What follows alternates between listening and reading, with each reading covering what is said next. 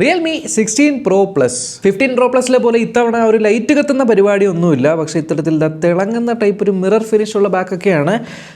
Finger പ്രിന്റും കാര്യങ്ങളൊക്കെ ആവുന്നുണ്ട്. Wait തുടക്കട്ടെ. ഇത് ഫസ്റ്റ് ടൈം കണ്ടപ്പോഴല്ലേ എനിക്ക് ആ റിയൽമിയുടെ പൂച്ചയാണ് ഓർമ്മ വന്നത്. ഓക്കെ, സെയിം അല്ലേ, ആ ഒരു പൂച്ച കണ്ണട വെച്ച പോലത്തെ ഒരു സെറ്റപ്പാണ് വന്നിരിക്കുന്നത്. ബാക്ക് സൈഡിലെ ഫിനിഷൊക്കെ കുറച്ച് വ്യത്യാസമുണ്ട്. എന്തോ ഒരു ബയോ സിലിക്കൺ ഒന്നുമില്ല. ഇതിങ്ങനെ തൊട്ട് കഴിഞ്ഞാൽ റബ്ബർ പോലെ ഇരിക്കും കേട്ടോ. ഇങ്ങനെ സൂക്ഷിച്ച് നോക്കിക്കഴിഞ്ഞാൽ അറിയാം, ഇത് റബ്ബർ പോലത്തെ ഒരു ഫിനിഷാണ്. അപ്പോൾ തൊടാനൊക്കെ നല്ല രസമുണ്ട്. പക്ഷേ എന്താ പറയുക, കയ്യിൽ അഴുക്കും കാര്യങ്ങളൊക്കെ ഉണ്ടെങ്കിൽ ചടപടേ എന്നാവും. ഞാൻ ഇത് ഉപയോഗിക്കാൻ തുടങ്ങിയിട്ട് ഇപ്പോൾ കുറച്ചായി. ഞാൻ എൻ്റെ അഭിപ്രായം പറയാം. അതിന് മുന്നേ ഇത് ഭയങ്കര പോർട്രേറ്റിൽ കില്ലാടിയാണ്, ഇതാണെന്നൊക്കെ പറഞ്ഞ് കുറേ വീഡിയോസൊക്കെ കണ്ടു. ഇത് പോർട്രേറ്റ് മാസ്റ്റർ എന്നൊക്കെ പറയാനുള്ള കാരണം എന്ന് വെച്ചാൽ ഈ ഒരു സാധനം 3.5x ടെലിഫോട്ടോ ലെൻസ് ഉണ്ട് ഇതിനകത്ത്, ഒപ്റ്റിക്കൽ ഇമേജ് സ്റ്റെബിലൈസേഷൻ ഉള്ള. അതിൻ്റെ ഒപ്പം ഒരു 200 MP ഒരു പ്രൈമറി ക്യാമറയും ഉണ്ട്. അപ്പോൾ അൾട്രാ വൈഡ് ക്യാമറ ഉണ്ട് 8 MP. അപ്പോൾ ഈ സെഗ്മെൻറ്റിൽ വരുന്ന ഈ കോമ്പിനേഷനുള്ള ഏക ഫോൺ ഇതായതുകൊണ്ടാണ് അങ്ങനെ പറയുന്നത്. പക്ഷേ ഞാനിത് ഉപയോഗിച്ച ശേഷം എനിക്ക് കുറച്ച് കാര്യങ്ങൾ നിങ്ങളുമായിട്ട് ഷെയർ ചെയ്യാനുണ്ട്. അത് അറിഞ്ഞതിന് ശേഷം നിങ്ങൾക്ക് തീരുമാനമെടുക്കാം. കാരണം there are a lot of things to say. അതിനോടൊപ്പം ഈ വിലക്കയറ്റം എന്ന് പറഞ്ഞ കാര്യമുണ്ടല്ലോ, ദാറ്റ് ഈസ് റിയൽ. അമ്മാതിരി വിലക്കയറ്റമാണ് ഫോണുകൾക്കൊക്കെ വന്നിരിക്കുന്നത്. അതുകൊണ്ട് തന്നെയാണ് എനിക്ക് ചെറിയൊരു ഡൗട്ടും. ബിക്കോസ് ഇത് നോർമലാണോ, അതോ ഈ പ്രൈസിന് ഇത്രയേ ഉള്ളൂ എന്നൊക്കെ ചിന്തിക്കേണ്ടി വരുന്നു. എന്തായാലും ബോക്സിനകത്ത് ഇത്രയും സാധനങ്ങളുണ്ട്. 80 വാട്ടിൻ്റെ ഒരു charger, Type A to Type C cable, പിന്നെ ഇവിടെയായിട്ട് ഒരു സിം ടൂൾ. പിന്നെ ഈ പെട്ടിക്കകത്ത് നിങ്ങൾക്ക് സിലിക്കൺ കേസും കൂടെ കിട്ടുന്നുണ്ട്. TPU കേസാണ് ഇതേ കാണിച്ചു തരാൻ, ട്രാൻസ്പെറൻ്റ് ആയിട്ടുള്ള TPU കേസ്. അതുപോലെ കുറച്ച് ഡോക്യുമെൻറ്റേഷൻ. പിന്നെ ഈ സാധനം വരുന്നുണ്ട്, ഫോണിൻ്റെ ബട്ടൺസിലൊക്കെ ഒട്ടിക്കുന്ന സ്റ്റിക്കേഴ്സാണ്. എന്തുകൊണ്ട് ഇത് തന്നിട്ടുണ്ടെന്ന് നിങ്ങൾക്ക് മനസ്സിലായിട്ടുണ്ടാവും. ബേസിക്കലി UV ഗ്ലാസ്സുകളൊക്കെ ഒട്ടിക്കുന്ന സമയത്ത് ഈ സ്വിച്ചിൻ്റെ ഇടയിലൊക്കെ UV ഗ്ലൂ കയറി പോകാതിരിക്കാൻ വേണ്ടിയാണ് ഇത് കൊടുത്തിരിക്കുന്നത്. യെസ്, UV ഗ്ലാസ് ഒട്ടിക്കേണ്ടി വരും, കാരണം ഇതൊരു കർവ്ഡ് ഡിസ്പ്ലേ ഉള്ള സ്ക്രീനാണ്. ഞാനിവിടെ ഒരു പേര് എഴുതി കാണിച്ചു തരാം. ഈ ഒരു ഡിസൈനറാണ് ഇത് ചെയ്തിരിക്കുന്നത്. ബേസിക്കലി റിയൽമി കൊളാബ് അടിച്ചിട്ട് ഈ ഒരു ഡിസൈൻ കൊണ്ടുവന്നിട്ടുണ്ടെന്നാണ്. എന്തായാലും ഓഫ് സെൻറ്റേർഡ് ആയിട്ടുള്ള റിയൽമി ലോഗോ ഇവിടെ കാണാൻ പറ്റും. നല്ല ഷൈനിങ് ഉണ്ട് എല്ലാ സ്ഥലത്തും. പിന്നെ ഫ്രെയിം നോക്കുവാണെങ്കിൽ കണ്ടോ, ഒരു ഗോൾഡൻ ഫിനിഷാണ് ആ ഒരു ഫ്രെയിമിന് കൊടുത്തിരിക്കുന്നത്. അതിലും തിളക്കമുണ്ട്, ഈ ബാക്ക് സൈഡിലും തിളക്കമുണ്ട്. ഫ്രെയിം പ്ലാസ്റ്റിക് ആണ് കേട്ടോ, മെറ്റലല്ല. ആൻഡ് അത്യാവശ്യം കയ്യിൽ ഹോൾഡ് ചെയ്യുന്ന സമയത്ത് എനിക്ക് ബൾക്കി ആയിട്ട് ഫീൽ ചെയ്തത്. ഹെവി ആയിട്ടുള്ള ഒരു ഫോണാണ്. ഹെവി ആയിട്ടുള്ള ഫോണാവാൻ കാരണം ഇതിനകത്ത് 7000 mAh ബാറ്ററി കൊടുത്തിട്ടുണ്ട് എന്നുള്ളതുകൊണ്ടാണ്. പക്ഷേ ബിൽഡ് ക്വാളിറ്റി കൊള്ളാം കേട്ടോ. ഇത് IP68 69K അതിലും കുറച്ച് കൂടിയ റേറ്റിംഗ് ഉള്ള ഒരു ഫോണാണ്. ഈ സൈഡിലായിട്ട് നിങ്ങൾക്ക് അതേ പവർ ബട്ടണും വോളിയം റോക്കേഴ്സും ഉണ്ട്.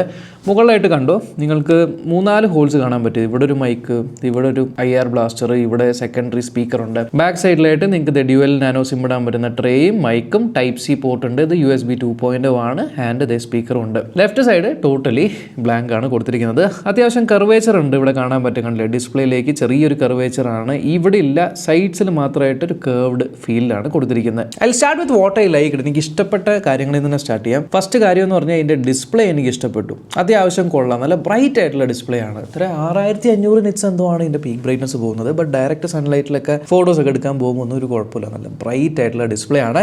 ഇത് 144 ഹെർട്സിൻ്റെ റിഫ്രഷ് റേറ്റ് ഉള്ള ഡിസ്പ്ലേ ആണ്. ഇവിടെ ഒരു കാര്യം ശ്രദ്ധിക്കേണ്ടത്, ഈ മെനുവിലൊക്കെ സ്ക്രോൾ ചെയ്യുന്ന സമയത്ത് എനിക്ക് തോന്നുന്നു 120 ഹെർട്സാണ് കിട്ടുന്നത്. ഈ 144 ഹെർട്സ് എന്ന് പറയുന്നത് അൾട്രാ സ്മൂത്ത് ഗെയിമിങ്ങിന് വേണ്ടിയാണ് മെയിനായിട്ട് അവർ ഉദ്ദേശിക്കുന്നത്. പക്ഷേ ഇത് ഏത് ഗെയിമിലൊക്കെ കിട്ടും എന്നുള്ളത് ഡൗട്ടാണ്. BGMIയിൽ കിട്ടുന്നില്ല, ബട്ട് വേറെ ഏതൊക്കെ ഗെയിമിലാണ് കിട്ടുന്നതെന്ന് അറിയില്ല. എന്തായാലും 144 ഹെർട്സിൻ്റെ ഒരു AMOLED 10-bit ഡിസ്പ്ലേ ആണ്. ANTUTU സ്കോർ റൺ ചെയ്ത് നോക്കി ഏകദേശം 1.4 lakhs അടുത്താണ് ANTUTU സ്കോർ വരുന്നത്. സ്നാപ്ഡ്രാഗൺ 7 Gen 4 ചിപ്സെറ്റ് ആണ്, 4 nanometer TSMCയുടെ ആ ഒരു ഫൗണ്ടറിയിലുള്ളത്. ഇതിനൊപ്പം നിങ്ങൾക്ക് 8GB 128, 8GB 256, പിന്നെ 12GB 256ഉം 12GB 512GB അങ്ങനെ 4 വേരിയൻസ് കിട്ടുന്നുണ്ട്. ഇൻഡിവിജ്വൽ സ്കോർസ് ഞാൻ കാണിച്ചു തരാം. LPDDR5X ആണ് റാം, UFS 3.1 സ്റ്റോറേജിലാണ് വന്നിരിക്കുന്നത്. അത് ടെസ്റ്റ് ചെയ്യുന്ന സമയത്ത് ഏകദേശം 30 ഡിഗ്രി സെൽഷ്യസിലാണ് സ്റ്റാർട്ട് ചെയ്തത്. ഓൾമോസ്റ്റ് ഒരു 33 ഡിഗ്രീസ് വരെയാണ് പോയിട്ടുള്ളത്. സോ അത്യാവശ്യം നന്നായിട്ട് കൂൾ ആവുന്നുണ്ട്, വലിയ ഹീറ്റിംഗ് ഇഷ്യൂ ഒന്നും അനുഭവപ്പെട്ടിട്ടില്ല. 7 Gen 4 എന്ന് പറയുന്ന ചിപ്സെറ്റ് ഓക്കെ ആണോ എന്ന് ചോദിച്ചാൽ ഐ ഡോണ്ട് നോ. ഇപ്പോഴത്തേക്ക് ഈ ഒരു 2026 സ്റ്റാർട്ട് ചെയ്തിട്ടേ ഉള്ളൂ, ഒരുപാട് ഫോണുകൾ ഇറങ്ങാനുണ്ട്. നമ്മൾ 2025 ഡിസംബറിൽ തന്നെ കുറച്ച് പ്രൈസ് ഹൈക്കൊക്കെ കണ്ടു. അപ്പോൾ ഇനിയും ഏത് പ്രൈസിന് ഏത് പ്രോസറായിരിക്കും കൊടുക്കേണ്ടതെന്ന് നോർമലൈസ് ചെയ്യാനായിട്ടില്ല. അതുകൊണ്ട് ചിലപ്പോൾ ഈ ഒരു പ്രോസർ ആ ഒരു പ്രൈസിനുള്ളതുണ്ടോ എന്ന് തോന്നും, ചിലപ്പോൾ ഈ ഒരു പ്രൈസിന് ആ ഒരു പ്രോസറേ കിട്ടുള്ളൂ എന്നും ആവാം.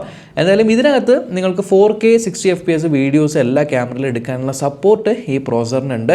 അതിന് അത്യാവശ്യം ലാഗ് ഇല്ലാത്ത യൂസും കാര്യങ്ങളൊക്കെ ഗെയിമും കാര്യങ്ങളൊക്കെ കളിക്കാൻ പറ്റുന്നുണ്ട്. പക്ഷേ റിയൽമി കാണിച്ച വേറൊരു പരിപാടി എന്താണെന്ന് വെച്ചാൽ, ഈ റിയൽമിയുടെ UI ഉണ്ടല്ലോ, റിയൽമി UI അത്യാവശ്യം ബ്ലോട്ട് വെയർ കുത്തി നിറഞ്ഞു വെച്ചത്. ഇതുകൊണ്ട് ഒരു ആപ്പ് ബുള്ളറ്റ് ബുള്ളറ്റ് എന്ന് പറഞ്ഞ ആപ്പ്, ഇത് ആപ്പ് മാർക്കറ്റ്, നോട്ടിഫിക്കേഷൻസ് ഞാൻ കാണിച്ചത് ഇത് കണ്ടോ, ഇത്രമാത്രം നോട്ടിഫിക്കേഷൻസ്, ആഡ്സ് കാര്യങ്ങളൊക്കെ ഇതിനകത്തുണ്ട്.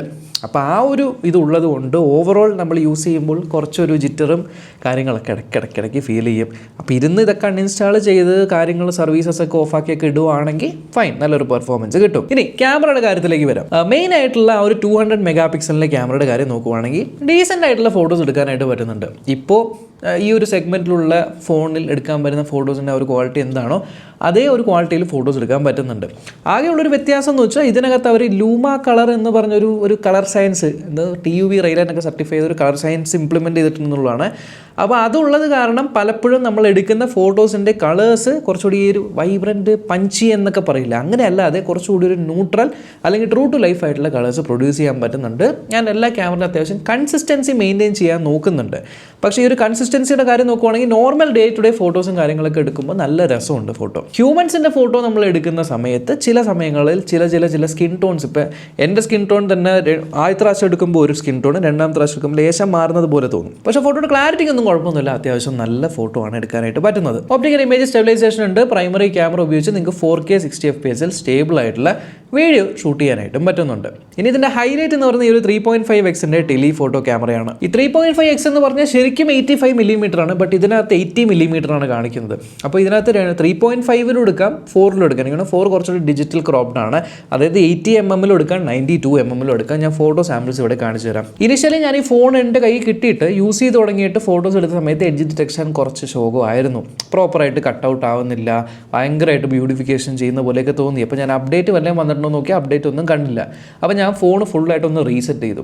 റീസ്റ്റാർട്ട് ചെയ്ത സമയത്ത് എനിക്കൊരു അപ്ഡേറ്റ് വന്നു. ആ ഒരു അപ്ഡേറ്റ് ചെയ്തേ പിന്നെ ആ ഒരു കാര്യം കുറച്ചുകൂടെ മെച്ചപ്പെട്ടിട്ടുണ്ട്. എഡ്ജ് ഡിറ്റക്ഷൻ എന്നാലും ഇപ്പോൾ കേളി ഹെയർസ് ഒക്കെ ഉള്ളവരാണ് എന്നുണ്ടെങ്കിൽ അറ്റത്ത് ലേശം അവിടെ ഇവിടെയൊക്കെ പാളുന്നുണ്ട്. ബട്ട് ഒരു നോർമൽ സ്ട്രെയിറ്റ് ഹെയർ ഒക്കെ ഉള്ള ആളാണെങ്കിൽ പ്രോപ്പറായിട്ട് കട്ട് ഔട്ട് ചെയ്യുന്നുണ്ട്. പിന്നെ കണ്ണാടിയുടെ കാര്യത്തിൽ മാത്രം ചിലപ്പോൾ പാളും, ചിലപ്പോൾ അത് ഓക്കെ ആണ്. എന്നാൽ പോലും നേരത്തെ കാലം എത്രയോ മെച്ചമായിട്ടുണ്ട്. സ്കിൻ ടോൺസ് ശരിയാണ്, കുറച്ചുകൂടി ഒന്ന് മിനുക്കുന്നുണ്ട്. ഈ എന്തോ നമ്മൾ ബ്യൂട്ടിഫിക്കേഷൻ ഒക്കെ ഓഫാക്കി വെച്ചിട്ടുണ്ടെങ്കിൽ ചെറിയൊരു മിനുക്ക് പണി റിയൽമിയുടെ ഒരു ടച്ച് അവിടെ കാണുന്നുണ്ട്.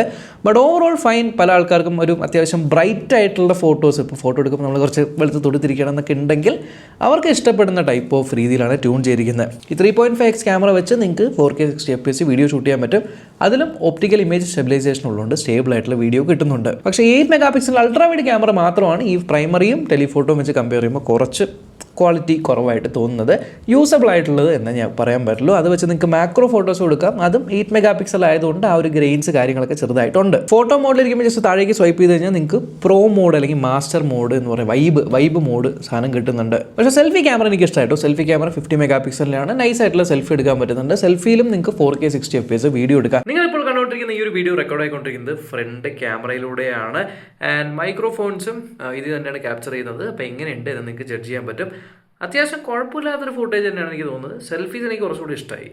സോ ഓവറോൾ ക്യാമറ വൈസ് ഒരു അടിപൊളി അത്യുഗ്രൻ ക്യാമറ എന്നും പറയാൻ പറ്റില്ല, ഭയങ്കര കൂതറ ക്യാമറ എന്നും പറയാൻ പറ്റില്ല. Primary camera and telephoto camera is decent camera എന്ന് തന്നെ പറയാൻ പറ്റും. ഇനി ഫോട്ടോ എടുത്തു കഴിഞ്ഞാൽ നിങ്ങൾക്ക് എഡിറ്റ് ചെയ്യാൻ വേണ്ടി എഡിറ്റ് ജീനി നമ്മൾ ഇതിന് മുന്നേ ചെയ്തിട്ടുള്ളതാണ്. സംസാരിച്ചുകൊണ്ട് ഇങ്ങനെ എഡിറ്റ് വരത്തില്ലേ, അതേപോലെ കുറച്ച് ലൈറ്റ് മീ എന്ന് പറഞ്ഞ ഫീച്ചർ വന്നിട്ടുണ്ട്. നമുക്ക് ഇഷ്ടംപോലെ ലൈറ്റ്സ് എന്ത് രീതിയിലുള്ള ഇപ്പോൾ സ്പോട്ട് ലൈറ്റ് വേണോ പല ലൈറ്റ്സ് ചൂസ് ചെയ്ത് കഴിഞ്ഞാൽ നമ്മുടെ ഫോട്ടോനെ ഉപയോഗിച്ച് അങ്ങനെ ലൈറ്റ് എഫക്റ്റ് ഫോട്ടോയിലേക്ക് ആഡ് ചെയ്യും. നെക്സ്റ്റ് എന്നാണ് ഇവരിപ്പോൾ പേര് വിളിക്കുന്നത്. ഈവൻ ക്യാമറ UIയിലാണെങ്കിൽ പോലും ഇപ്പോൾ വെച്ചിട്ട് ഫ്രെയിം ചെയ്യാനും അതേപോലെ ലൈറ്റിംഗ് എഫക്ട്സ് ഒക്കെ ആഡ് ചെയ്യാനായിട്ടൊക്കെ കുറച്ച് പരിപാടികളൊക്കെ ഇതിനകത്തുണ്ട്. കൂടാതെ AI writer, AI call recorder, AI gaming coach പോലെയുള്ള സംവിധാനങ്ങൾ ഇതിനകത്തുണ്ട്.